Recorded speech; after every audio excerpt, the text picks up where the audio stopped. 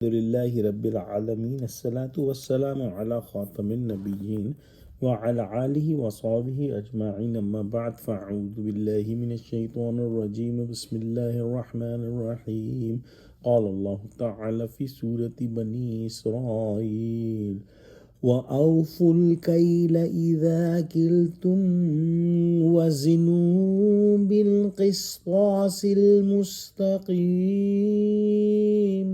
ذَلِكَ خَيْرٌ وَأَحْسَنُ تَأْوِيلًا۔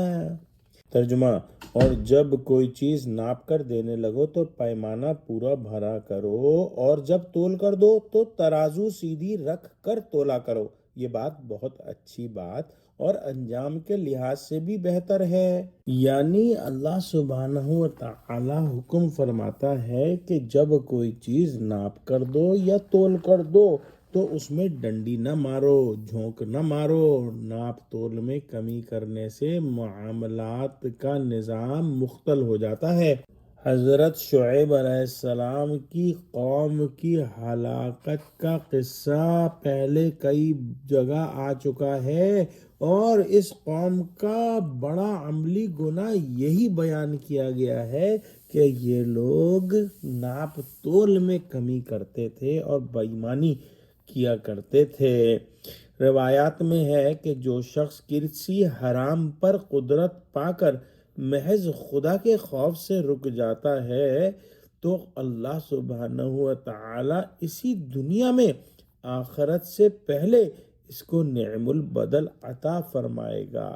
گویا بے ایمانی کرنے سے بظاہر تو دنیا ملتی نظر آتی ہے لیکن حقیقتاً ملتی نہیں۔